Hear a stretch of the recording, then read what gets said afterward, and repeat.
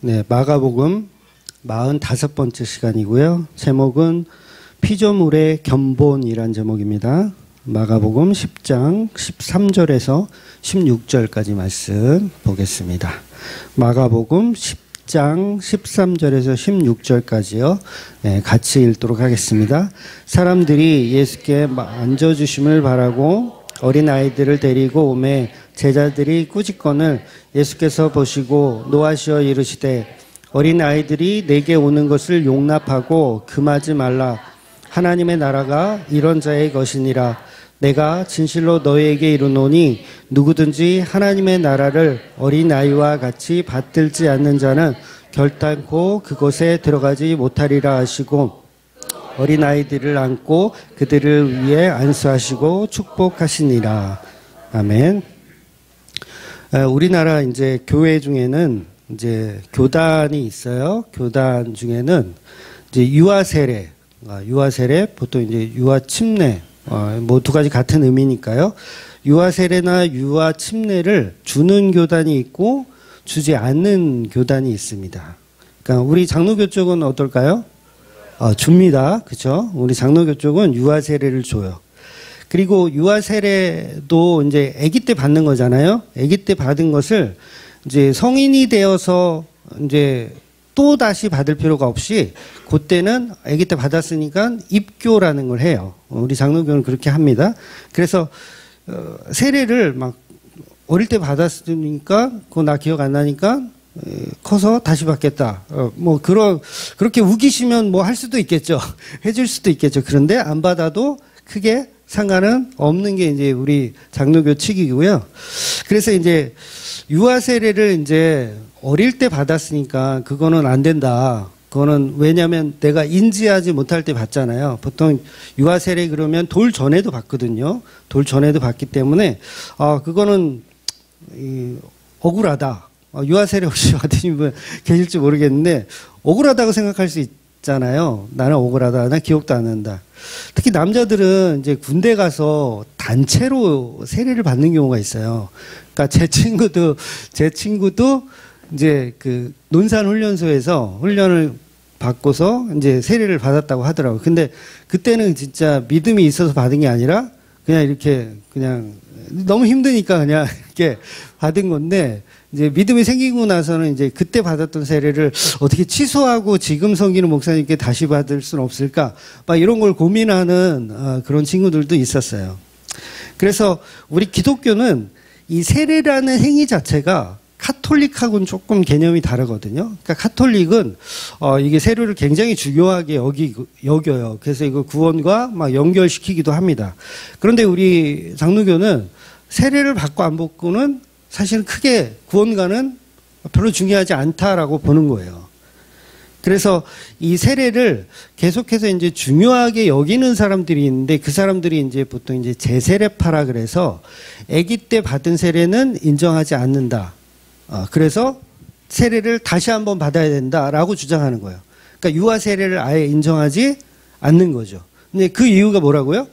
아기 때 받은 거는 자기가 자각하지 못할 때 받는 거니까 의미 없다라고 생각을 해버리는 거예요. 그래서 제세례파의 논리는 어린아이일 때는 예수도 모르고 교회가 뭔지도 모르고 십자가 부활에 관해서도 모르고 한마디로 인격적인 자기 믿음이 전혀 없는 상태에서 어린아이 상태에서 세례를 받는 것은 믿음의 고백도 아니고 그거는 완전히 무의미한 것이다 라고 해서 생겨난 게 뭐라고요? 제세례파라는 거예요. 그러니 자기가 가진 자유의지로 신앙을 고백할 수 있을 나이가 되면 다시 해야 된다는 거죠. 그럴듯하지 않아요, 여러분? 그럴듯하잖아요. 아기 때 받은 게 무슨 의미가 있어? 내가 인식하지 못하니까. 그러니까 커서 다시 받아야 된다. 그래서 지금도 제가 알기로는 심내교회는 유아세례를 안 주는 걸로 알고 있어요. 왜냐하면 유아 때는 아무런 믿음의 개념도 없는데 그걸 세례를 왜 주냐. 커서 줘야지. 커서 진짜로 믿음을 고백할 때 그때 줘야지. 굉장히 일리 있죠. 제가 침례교를 깔래는 게 아니에요. 그 논리가 굉장히 일리가 있어요. 즉 스스로 믿음을 고백할 수 있을 때 줘야 되는 게 맞다라고 하는 게 굉장히 그럴듯한 논리라는 거예요. 그런데 오늘 본문을 보면 그 논리를 다 부셔요. 누가? 예수님이 다 부셔버리는 거예요. 그러니까 우리는 우리가 가진 믿음, 우리가 가진 어떤 자아로 뭔가 흔히 말하는 인격적인 믿음을 가져야 그게 진짜 신앙인 줄 알아. 근데 예수님은 정반대의 이야기를 하는 겁니다. 그래서 로마서에 보면 이제 믿음으로 구원을 얻는다 이런 표현들이 굉장히 많이 나오잖아요. 그런데 그 진짜 믿음으로 구원을 얻어야 되니까 진짜 믿음은 언제 생겨요? 어른이 되어서 자각할 때 생긴다는 게 인간들의 논리인 거예요. 그런데 그게 맞다 틀리다? 틀리다라는 거예요. 그러니까 부모가 대신 믿어주는 거잖아요. 세례, 유아 세례는. 부모가 대신 믿어주고, 부모가 대신 뭘 해주고, 이게 어떻게 믿음이냐라고 해서 세례를, 유아 세례를 안 줘버리는 거예요. 그런데 그 자체가 오늘 본문의 내용과는 완전히 다르다는 거예요. 본문의 예수님의 말씀을 보면 천국은 자유의지를 가진 믿음을 내 의지로 선택해서 믿는 그 자유의지를 가진 어른들의 것이 아니라는 거예요. 어디가 천국은. 나 믿음 있어요. 나 신앙 있어요. 나 신앙 고백할래요. 저 세례 받기를 원합니다. 요런 자기 고백 이 자체가 자기의 자유의지, 자기의 믿음 발동이라는 거예요. 그러니까 그거는 천국에 이를 수 있는 방식이 아님을 예수님이 설명하시는 거죠. 굉장히 쉬운 얘기인데 제가 지금 굉장히 난해하게 어렵게 하고 있어요. 뒤에를 텄더니 막 대원교회 온 것 같은 막 당황하고 있어요 지금. 지금 원고대로 해야 되는데 자꾸 이 상황을 빗나가려고 그래 지금. 그래서 목사들이 흔히 인격적인 믿음을 가져야 된다라고 가르치잖아요. 그랬을 때 그 인격적인 믿음에는 굉장한 오류가 숨어져 있어요. 즉 인격적인 믿음에 있을 때 그걸 내가 믿어주는 걸로 다 착각을 하더라는 거예요. 그러니까 인격적으로 만나야지. 그 의미가 뭐예요? 하나님이 나를 아는 게 중요한 게 아니라 나도 하나님을 아는 게 중요하다. 요게 인격적인 거거든요. 나의 감정으로 하나님을 사랑하고 어떤 인격적인 걸로 사랑하는 방식. 그런데 그게 가짜일 수 있다라는 거예요. 오늘 본문의 말씀은. 그런데 우리는 계속 인격적인 믿음 하면서 가스라이팅을 당해가지고 마치 내가 하나님을 인격적으로 잘 믿어줘야 그게 진짜 믿음인 줄 아는 거예요. 본문의 제자들도 마찬가지죠. 본인들이 열심히 믿고 있어요. 예수님이 왕이 되시면 우리도 한 자리 차지할 거라는 이 믿음은 누가 만들고 있는 거예요? 자기 스스로 만들고 있는 거잖아요. 예수님은 그런 믿음을 준 적이 없는데 자기들이 그렇게 만들어 놓고 그걸 나는 인격적으로 예수를 믿고 있어 라고 생각하더라는 거죠. 그래서 천국은 그런 너희들이 만들어 놓은 믿음과 상관없는 그런 존재들, 어린아이 같은 그런 존재들이 천국을 갖는다는 거예요. 그러니까 이게 문자적으로 보면 로마서하고 좀 부딪히는 것 같은 느낌이 들어요. 근데 전혀 부딪히는 내용이 아닙니다. 인간들은 이미 자기 잣대로 천국을 만들어 놓고 그걸 꿈꾸고 있어요. 제자들도 그거를 만들어 놓고 새하늘과 새 땅을 만들어 놓고 새하늘과 새 땅이란 예수님이 왕이 되시면 자기가 갖게 될 권력과 명예와 이런 것들을 꿈꾸고 있는 거예요. 그러니까 뒤에 또 나오지만 야고보와 요한도 뭐예요? 나 한 자리 주세요. 요 지랄을 할 거예요, 이제. 그래서 본문은 그런 인간들의 논리 자체를 다 부시고 있는 굉장히 짧지만 굉장히 임팩트가 있는 말씀이라는 거죠. 우리는 계속 천국에서 누가 크냐? 하나님 나라 오시면 예수님이 나라를 만드시면 누가 크냐? 이러고 있는데 예수님은 너희들이 가진 믿음으로는 그 천국에 들어갈 수 없다라는 말씀을 하시는 거예요. 그래서 오늘날의 세례는 그냥 기념 행사일 뿐이에요. 받아도 되고 안 받아도 크게 상관은 없어요. 그리고 내가 아기 때 세례 받은 기억이 없다. 난 무조건 목사님한테 받고 싶다. 그래도 또 해도 아무 상관 없어요. 세례는 그냥 형식적인 것일 뿐입니다. 그러니까 이 세례 때문에 막 교단이 나눠지는 이 자체가 굉장히 이거는 어리석은 거예요. 막 침례를 하는 게 맞다. 아니면 세례는 이렇게 약식으로 물을 뿌리는 거잖아요. 침례는 완전 물에 담그는 거고. 그러니까 침례가 맞다, 세례가 맞다, 이걸 가지고 논하는 게 이게 어리석은 거라는 거예요. 그러니까 중요한 건 절대 무능력자인 그 어린아이들이 가는 곳이 바로 천국이라는 거죠. 15절 말씀을 주해를 하면 이런 표현이 됩니다. 15절 말씀 보면 누구든지 어린아이와 같이 하나님 나라를 받아들이지 않는 사람은 거기에 들어가지 못할 것이다. 이런 이야기를 하는 거예요. 하나님 나라를 받아들이지 않는 자. 그러니까 여기서 말하는 하나님 나라는 인간들이 생각하는 하나님 나라가 아니에요. 예수님이 생각하는 하나님 나라를 받아들여야 된다는 거예요. 근데 그걸 누가 받아들일 수 있냐면 기존에 있는 제자들은 못 받아들인다는 이야기를 하는 거예요. 뭐 때문에? 인격적인 믿음이 있어서. 그 인격적인 믿음은 예수님이 왕이신데, 표현은 찬양인데 예수님이 왕이신데 뭐예요? 거기서 내가 한 자리 차지할 수 있는 그 믿음의 대상. 그럼 아이들이 생각하는 믿음의 대상은 뭐냐? 어른과 다르게 아이들이 생각하는 천국은 이타적인 천국이라는 거예요. 이타적이란 말은 자기의 의지로 갈 수 없고 누구의 도움으로 인해서 갈 수 있는 천국을 이야기한다는 거죠. 즉 천국은 내가 인격적으로 믿어주는 나라가 아니라는 거예요. 목사님들이 할 말 없으면 아유 집사님 인격적으로 믿으셔야죠. 그렇게 인격적으로 안 믿으시면 안 돼요. 근데 믿음이 연약한 것처럼 보이잖아요. 왜냐하면 교회 다니면서 초신자가 예를 들어서 어떤 믿음의 표현 같은 거를 잘 못할 수 있어요. 그냥 고뇌 확신이 있습니까? 그러면 모르겠는데요 목사님. 막 이러면 인격적으로 믿으셔야 됩니다. 이러면서 마치 그게 진리인 양 전해요.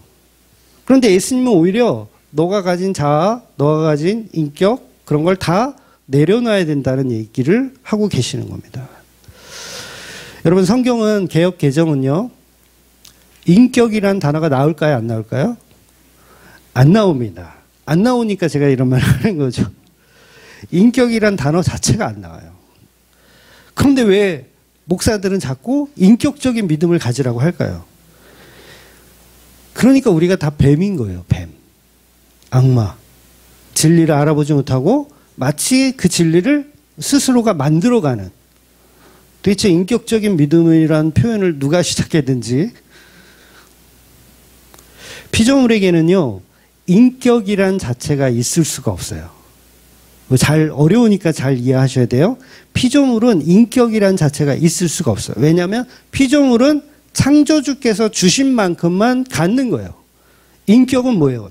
각각 다른 어떤 자기의 자아거든요. 근데 피조물은 자기가 스스로 만들어놓은 자아를 가질 수가 없어요. 그냥 인간은 주인과 종의 관계. 종은 인격 자체가 없습니다. 주인이 하라 그러면 하는 거예요. 내가 인격이 있지. 내가 이 일을 나버리 하라는 거야? 이럴 수 있어요, 종이? 이럴 수 없는 거예요. 그래서 인격은 누가 갖는 거냐면 하나님이 갖고 계신 거예요. 그래서 우리에게는 인격 자체가 없어요. 이 표정들이 뭐라는 거야. 이런 표정인데 그래서 예수님도 인간의 마음, 인간의 모습으로 이 땅에 오셔가지고 하나님께 기도할 때 자기의 인격을 주장하지 않으세요. 그러니까 내 뜻대로 마옵시며 아버지 뜻대로 하옵소서. 이게 뭐예요? 나의 인격은 의미 없습니다. 하나님이 하고 싶은 대로 하세요. 그러니까 사람이 되었다는 건 피조물의 모습이 되었다는 거잖아요. 그 표현을 하고 있는 거예요. 내 인격 따위는 무시하세요. 그 얘기를 하는 거죠. 즉 믿음은 능동이 아니고 수동입니다. 능동. 내가 막 열심히 막 하는 게 이게 믿음이 아니고 수동이에요. 그냥 하나님이 해라 하는 거 하는 거예요. 그게 믿음인 거예요. 그러니까 어떤 목사들은 신앙생활은 능동적으로 해야 된다. 아니요. 신앙생활은 죄송하지만 수동적으로 하는 겁니다. 능동은 지가 하고 싶은 거 다 하는 거고, 수동은 하나님의 말씀대로 하는 거예요. 그래서 피조물은 피조물이기 때문에 인격적으로 자기 자유의지를 발동해서 예수님을 믿는 게 아니라 오로지 성령의 은혜로 하나님의 인격이 내 안에 들어오는 거예요. 인격은 하나님만 갖고 계신데 그 하나님의 인격이 내 안에 들어와서 그걸 믿음이라고 하는 거예요. 하나님의 인격이 내 안에 들어와서 내가 활동하는 거, 그걸 믿음이라고 한다고요. 그러니까 천방지축처럼 내 마음대로 살던 내가 하나님의 인격이 내 안에 딱 들어오니까, 인격이라고 하면 성령이에요. 성령, 하나님의 성령이 내 안에 딱 들어오니까 그때부터 능동이 아니라 수동으로 바뀌어버리는 거예요. 그래서 인격이란 말을 한자로 풀면 사람이 가진 격식이란 뜻이잖아요. 사람이 가진 격식. 그런데 인격은 하나님에게만 있다 그랬어요, 제가 방금. 그런데 거기에 인자가 사람 인자니까 하나님에게 인격이 있다라는 표현을 할 수가 없잖아요. 그래서 요거를 신학적으로 바꾼 거예요. 그 바꾼 단어가 뭐냐면 위격이라는 단어예요. 위격. 자리 위자를 써서 인격이랑 같은 의미인데 감히 우리가 하나님한테 어떻게 인격이 있다라는 표현을 할 수 있느냐. 그래서 위격으로 바뀐 거예요. 근데 위격이란 말 그대로 인격이라는 표현이에요. 똑같이. 그러니까 위격은 누구에게만 있어요? 인격은 삼위일체 하나님에게만 있는 거예요. 그런데 우리 인간도 인격이 있다, 위격이 있다라고 하면 이걸 사위일체가 돼버리죠. 이해가 되세요? 사위일체가 돼버려요. 요거를 이단 사입이라고 하는 거예요.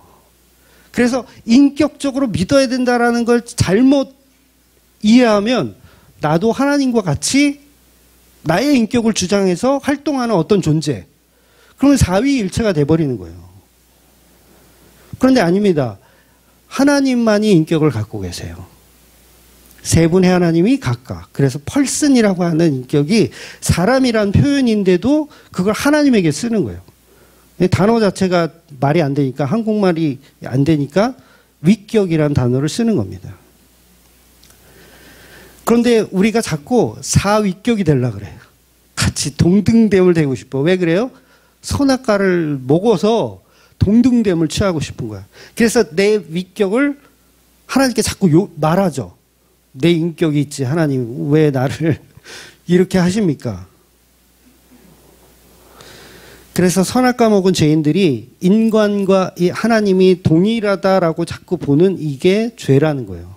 선악과 먹은 이 흔적이고 선악과 먹은 이 태도가 나오는 거죠. 그런데 성령의 은혜를 받으면 내 인격은 점점 어때요? 없어지는 거예요. 나는 피조물입니다. 사라지는 겁니다. 그래서 하나님을 우리가 인격적으로 만나는 게 아니라 성령이 우리 안에 오시는 거예요. 그래서 하나님 나라에 들어가는 방식은 하나님의 위격으로만, 하나님의 인격으로만 들어가는 겁니다. 내 인격은 조금도 반영이 되지 않아요. 천국 가는데 내 인격, 내 위격은 전혀 반영이 되지 않아요. 그냥 나는 무능력자예요. 인격이 없는 무능력자. 그래서 곧 그 자리가 피조물의 자리라는 거죠. 하나님이 피조물을 만들고 이끌어 가시는 그 자리에 있어야 된다는 거예요. 그래서 본문에서 말하는 어린아이들은 부모를 의존하는 의존적 존재들이에요. 아이들은 지금 본인이 예수님이 좋아가지고 온 아이들이 없어요. 그냥 부모들의 손에 이끌려서 야, 지금 예수님이 지금 오셨대. 빨리 가서 너 안수 받아야 돼. 그러면서 어린아이들이 부모의 손에 이끌려서 지금 온 거예요. 그래서 부모들이 워낙 또 극성이잖아요. 요새 어른들도 그렇지만, 예, 극성이에요. 그냥 데리고 온 거예요. 그러니까 제자들은요, 그걸 제재하는 겁니다. 왜? 알거든요. 이 부모들의 극성을. 그러니까 여러분, 제자들의 이 말리는 행동, 이게 옳은 행동이에요. 틀린 행동이 아니에요. 원래 그렇게 해야 맞아요. 그래서 아이들이 다가오는 것을 막는 게 옳은 행동인데 예수님이 어떻게 하냐면 막지 말라고 하시는 거예요. 막지 말라.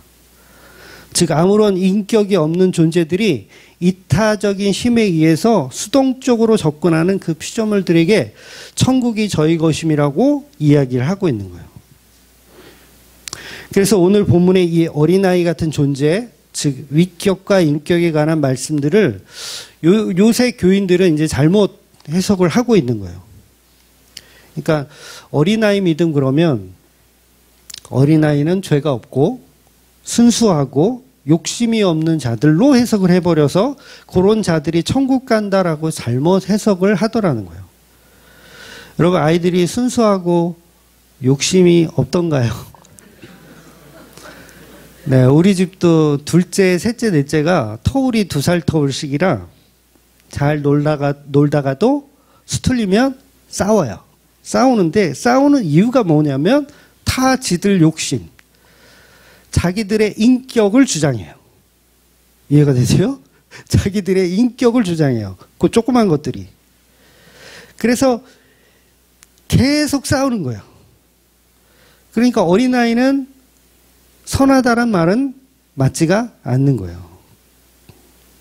그러니까 우리가 다 하나님의 위격 앞에 우리의 인격을 들이밀면서 하나님 나한테 왜 그래요? 그리고 덤비더라는 거예요. 오후에 우리가 욥기를 보고 있지만 하나님의 위격에 욥이 자기 인격을 막 드러내며 원망하는 거예요. 나 인격이 있는데 하나님 나한테 왜 이러세요? 욥의 친구들도 똑같죠. 욥의 친구들도 자기들이 가진 인격을 가지고 욥을 비난하는 거예요. 너 틀렸다 그러면서. 그런데 욥기의 결론을 보면 이제 38장에 가면 하나님이 이제 짠하고 나타나잖아요. 그동안은 계속 친구들과 막 대화하는 내용이 나오다가 38장 가면 하나님이 짠하고 나타나서 무슨 말씀 하시냐면 창조주가 누구냐 그 얘기 하시는 거예요. 그 말은 곧 위격은 하나님인 나에게만 있다 그 얘기 하는 거예요. 인격 같지도 않은 것들이 인격이 있다고 막 싸우고 있으니까 하나님이 너희들에게는 인격이 없다. 너희들은 피조물이다. 이렇게 말씀하시는 거예요. 그러니까 다섯 놈이라 그럴게요. 다섯 놈이 다 착각하는 거죠. 욥을 비롯한 다섯 놈들이 다 착각하고 있는 거예요. 그런데 너희들은 철저히 피조물이라는 걸 이야기하는 거죠. 피조물은 수동적이며 인격적인 존재가 아니란 이야기를 하는 거예요. 그래서 우리도 교회에 앉아서 십자가 믿음 안다, 복음이 어쩌다 막 이야기를 하지만 사실 우리도 인격이 없는 존재들이에요. 그러니까 왜 삐져요? 인격이 있다고 생각하니까 삐지는 거예요. 목사가 무슨 섭섭한 얘기만 한마디만 하면 삐져가지고 교회를 안 나와. 이게 왜 그래요? 자기가 인격이 있다라고 생각하는 거예요. 물론 저한테 삐지면 말씀하세요. 훅 가지 마시고. 그러니까 우리는 옳지 않아요. 무엇을 하든 옳지 않더라는 거예요. 왜냐하면 우리가 만들어 놓은 인격은 다 가짜예요. 우리가 만든 자아이며 욕심이며 어리석은 쇳덩어리일 뿐이라는 거죠. 그러니 어린아이가 죄가 없고 순진하다라는 해석은 오늘 본문의 그런 해석들은 다 잘못된 해석이라는 거죠. 창세기에서도 분명히 하나님께서 6장하고 8장에 그 말씀을 하시거든요. 근데 8장은 홍수가 끝난 이후인데도 그런 동일한 말씀을 하세요. 사람의 마음과 계획이 어려서부터 악하다. 8장에도 나온다고요. 홍수가 끝난 이후에도 악하다. 그러니 우리는 어떠한 환경을 살다 보니 악해지는 게 아니고 이미 악하게 태어나 있는 거예요. 여러분, 아기 때 엄마 젖을 이렇게 먹을 때 엄마를 배려해서 나는 안 깨물었다. 엄마를 배려해서 나는 안 깨물었다. 기억 안 나시죠? 다 깨물었어요. 인간은 이렇게 어릴 때부터 악한 거예요. 그러면 오늘 본문에 예수님이 말씀하시는 어린아이처럼 되어야 한다는 말은 죄 없고 순수하다는 뜻이 아니며 절대적 무능력자라는 걸 표현하는 거예요. 인격 자체도 없는 존재들, 그저 수동적으로 부모에 이끌려서 오는 그 아이들에게 천국이 있다라는 이야기를 하는 거예요. 그러니까 이전에 말씀드린 그 본문의 내용들과 거의 같은 맥락의 이야기를 동일하게 하는 거예요. 천국은 능동적으로 차지하는 게 아니라 수동적으로 주어지는 거예요. 우리가 차지하는 게 아니라 주어지는 거. 그런데 우리는 다 차지하려고 그래요. 천국을. 하나님을 협박하고 목사를 협박하고 막 협박해서 차지하려고 그래요. 아니요. 천국은 어린아이처럼 부모들의 손에 이끌려서 이타적으로 끌려오는 거예요. 이 어린아이들이 예수님을 만났어요. 예수님 앞으로 갔어요. 어린아이들의 의지가 있나요? 전혀 없어. 그냥 누군가의 손에 이끌려서 오는 거예요. 구원은 이렇게 받는다는 거죠. 내가 믿어줘서 받는 거, 그건 구원이 아니라는 거예요. 내 믿음이 아니라 전부 예수님의 믿음. 예수님이 이루신 일이라는 거죠. 제가 일전에도 예를 들어서 말씀을 몇 번 드렸는데, 우리가 살다 보면 치매에 걸릴 수 있어요. 저도 도대체 이 에어컨, 이 리모컨이 어저께 분명히 에어컨을 이걸 켰거든요. 켜놓고, 에어컨이 아니라 온풍기죠. 온풍기를 켜놓고 끌려오는데 도저히 어디 갔는지를 찾을 수가 없는 거예요. 어제 이게 공사 이게 마무리하면서 찾을 수가 없던 거예요. 결국은 못 찾았어요. 혹시 주위에 혹시 그게 있으시면 제보를 해주세요. 그러니까 치매가 걸리면 예수님 못 알아볼 거 아니에요. 우리가 예수님 못 알아봐. 성경 말씀도 다 까먹을 거 아니에요. 자기 자식 얼굴도 까먹는 분들도 있는데 그러면 그건 못 봤냐? 지적장애인들 1급 지적장애인들 인격적으로 예수님 믿을 수가 없겠죠. 힘들겠죠. 그럼 치매 걸려가지고 예수님이 뭔지도 모르고 아무것도 몰라. 그러면 인격적으로 믿을 수 있어요? 없어요? 없죠. 그러면 그동안 인격적으로 믿어야 구원받습니다라는 것을 강력하게 주장했던 목사들은 치매 걸렸으면 아이고 안타깝지만 당신은 구원이 불가능하군요. 이렇게 말해야 논리가 맞아요. 근데 저는 그렇게 말 안 하죠. 구원은 그렇게 받는 게 아니야. 내가 예수님을 기억하지 못해도 예수님이 나를 기억하면 그게 구원인 거예요. 그러니까 천국문 앞에서 심판대에 섰는데 내가 치매 걸려가지고 죽으면 치매가 풀릴 줄 알았는데 여전히 심판대에서 안 풀렸어. 심해가지고 막 침도 흘리면서 왜 이러고 있어. 그런데 심판대 앞에 섰는데 예수님이 나를 보시고 내 살 중에 살이요 내 뼈 중에 뼈다라고 말씀하시면 그게 구원이 이루어지는 거예요. 그러니까 우리 쪽에서 인격적으로 뭔가를 해가지고 얻는 구원은 다 거짓말이라는 거예요. 간혹 마태복음 11장 12절을 보면 천국은 능동적으로 가는 거다라고 해서 침노해라. 천국을 침노해라. 쳐들어가라. 이렇게 능동적으로. 마태복음 11장 12절 제가 읽어드릴게요. 세례 요한의 때부터 지금까지 천국은 침노를 당하나니 침노하는 자가 빼앗으리라. 이렇게 나와 있어요. 그러니까 요 한 줄만 딱 떼가지고 써먹어 또. 열심히 안 해서 되겠어? 천국은 어떻게 하라고? 침노. 침노란 얘기는 막 뺏으란 얘기예요. 도둑질해라. 막 그런 얘기예요. 그런데 이게 앞뒤 문맥을 다 빼버리고 요것만 딱 잘라서 하니까 그런 엉터리 같은 해석을 하는 거예요. 여러분 요 말씀은요. 예수님께서 세례 요한에 관련된 이야기를 하시면서 주신 말씀이에요. 즉 세례 요한과 같이 이미 결정된 선지자들, 세례 요한이 선지자, 마지막 선지자예요. 이런 선지자들이 침노하고 있다라는 이야기를 하는 거예요.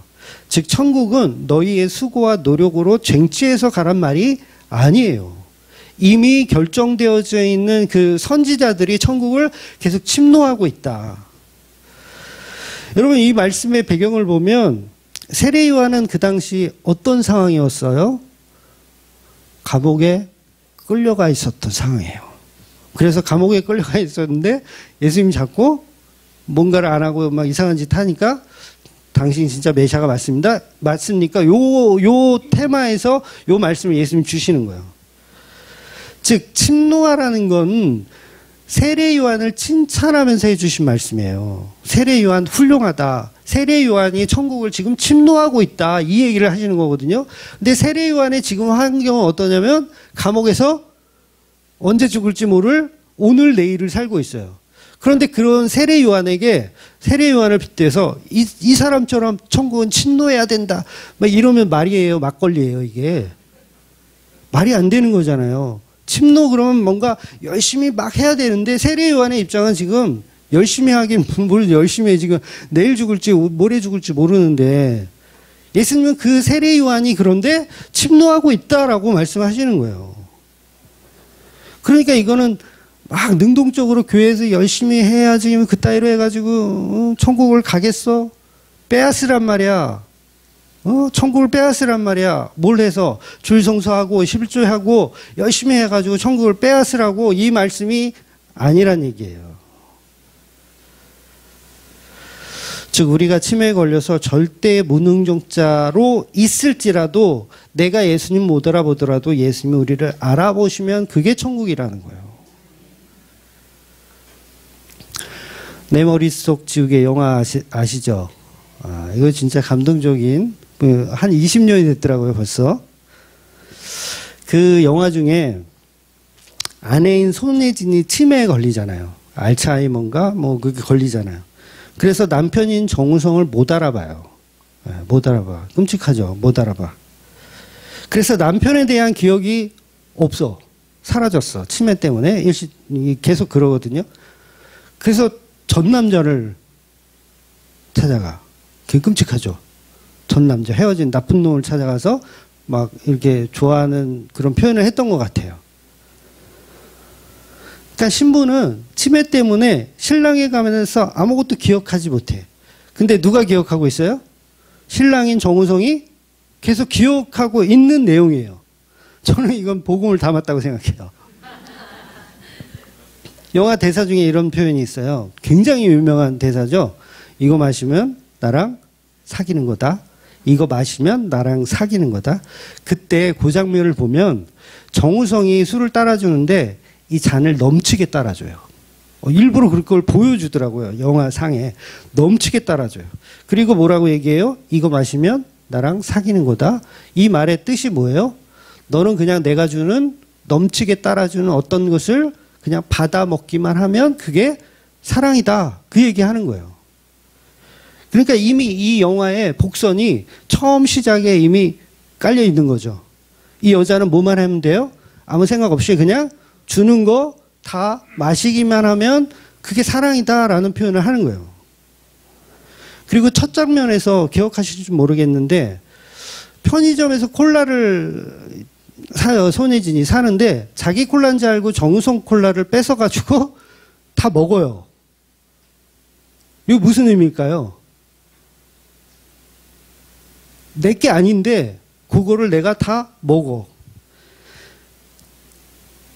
값없이 주는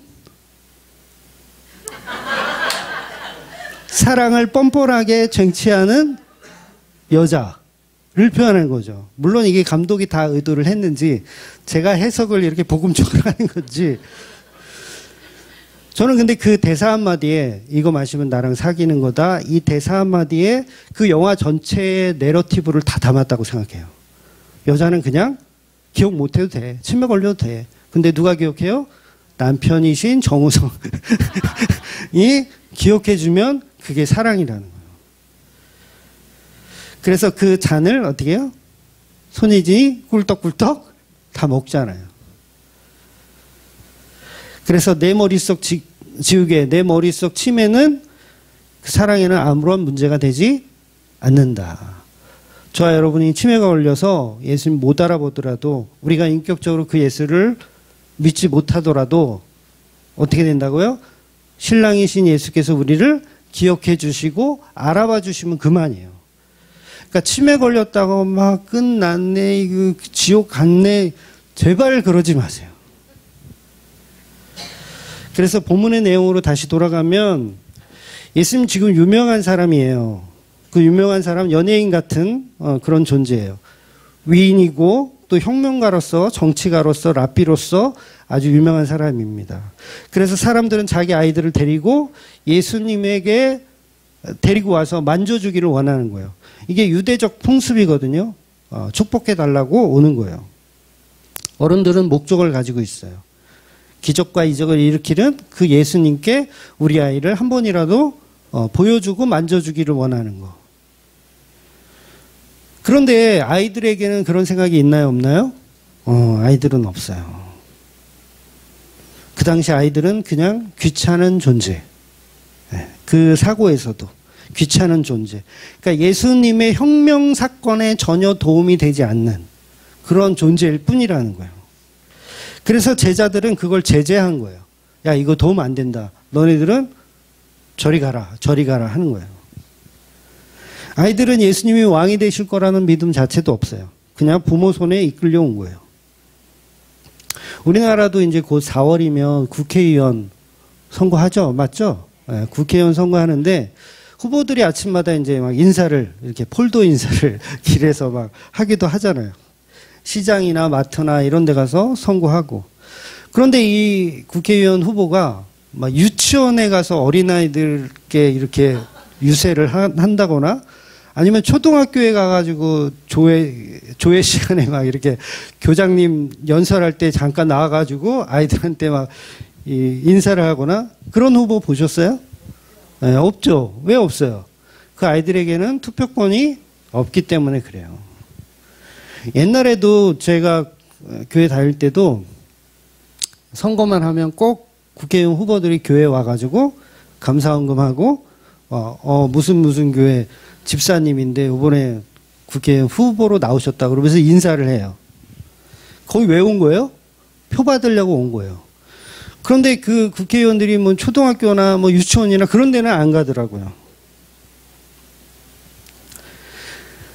그러니까 우리 인간들은 목적을 가지고 이렇게 행동하는 거.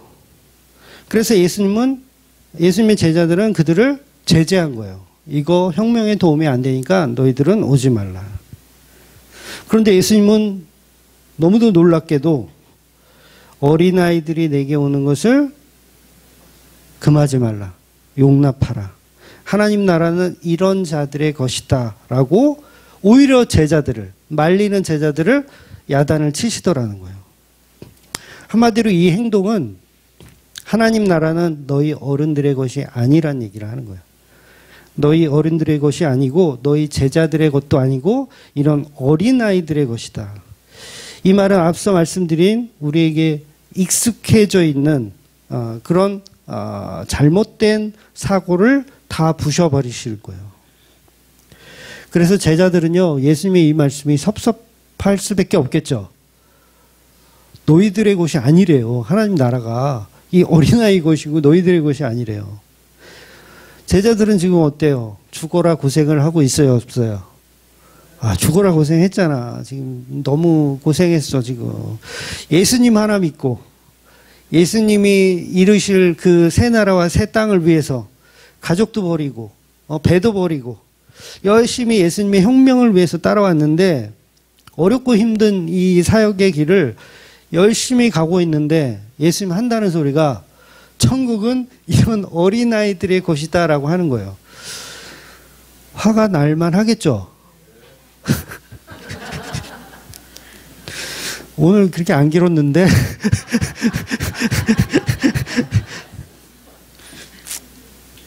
그러니까 천국은 그 무능력한 어린아이들의 것이라고 하니까 납득하기가 어려운 거예요.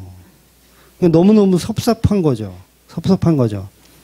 제자들이 생각할 때 하나님의 나라는 힘을 가진 자들의 것이어야 하는데 예수님의 혁명가로 정복하는 데 있어서 도움을 줄 수 있는 어떤 장수들, 그런 사람들이 상을 차지할 수 있는 그런 말씀을 하셔도 모자랄 판에 자기들에게는 그런 상이 없고 이 어린아이들이 천국이 주어진다 하니 제자들은 귀를 의심할 수밖에 없어요. 도대체 예수님 무슨 소리를 하는 건가? 그래서 본문이 말하고 싶은 것은 결과적으로 천국은 믿음 있는 자가 가는 곳이 아닙니다. 어떤 믿음? 내가 만들어낸 그 믿음으로 가는 곳이 아니에요. 오히려 내가 만들어낸 믿음이 없는 자들이 가는 곳이에요. 그러니까 믿음이 없다란 말은 나의 확신, 나 구원이 있어요, 나 뭐 있어요, 이런 확신이 있는 사람이 오히려 못 가고 절대 의존적 존재로고 있는 피조물의 자리에 있는 사람들이 천국에 간다는 얘기예요. 쉽게 말해서 나는 모르겠어요.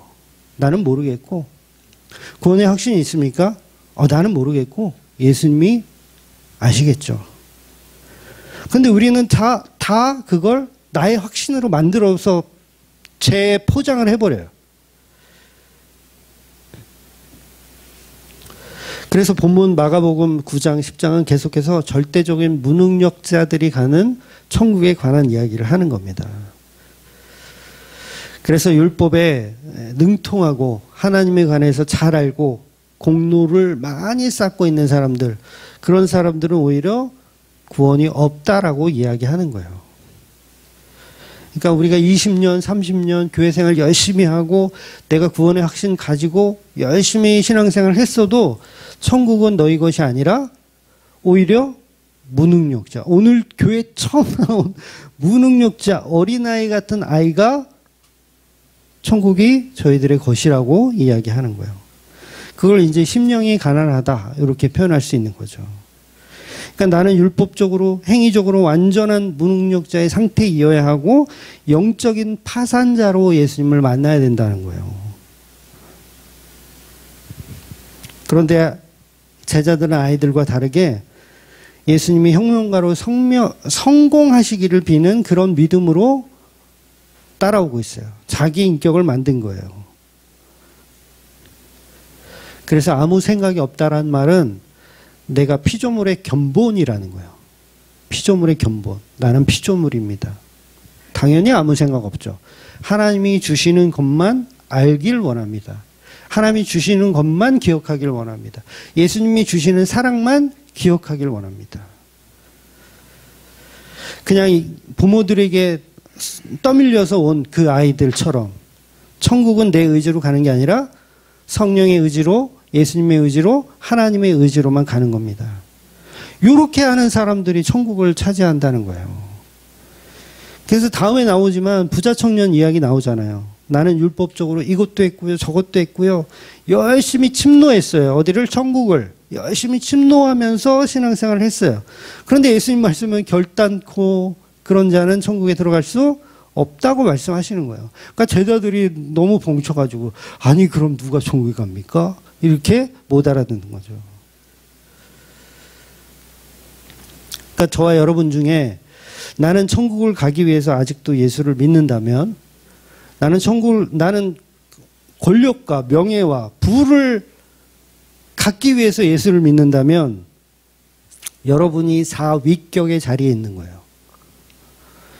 요건 악마입니다. 굉장한 거예요.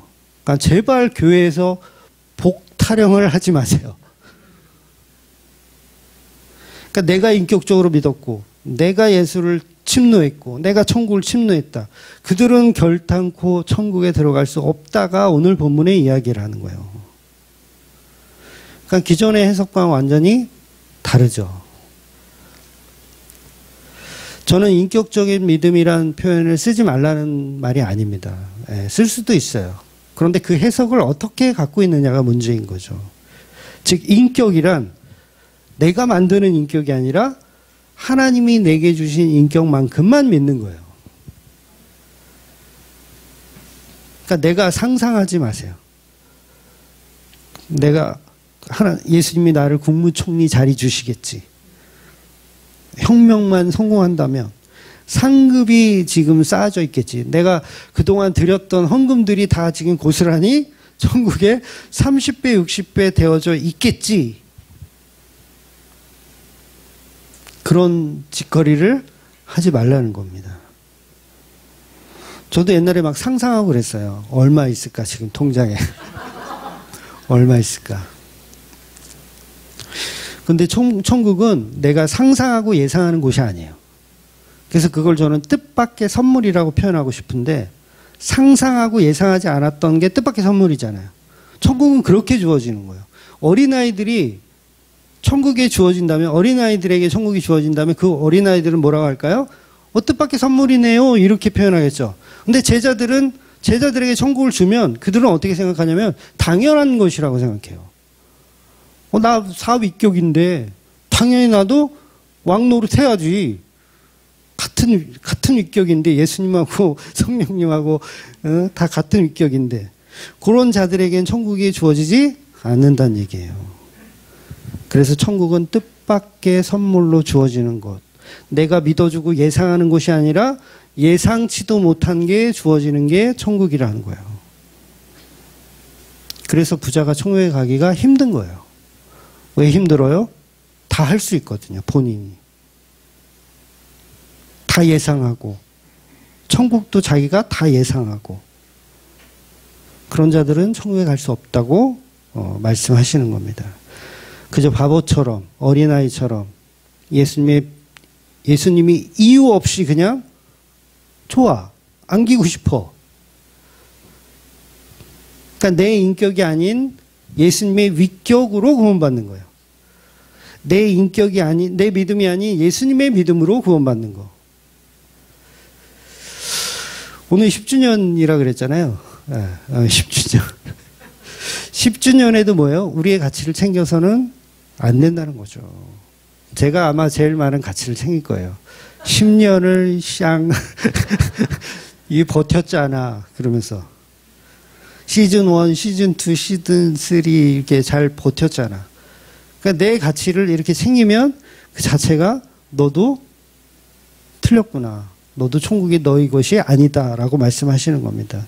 그래서 오직 수동적으로 그냥 예수님이 이 자리에 나를 앉혀놓으셨고 저와 여러분을 앉혀놓으셨기 때문에 그냥 예수님의 인격으로만 걸어가고 있는 존재가 되시는 피조물의 견본이 되시는 저와 여러분이 되시기를 주의 이름으로 축원드리겠습니다.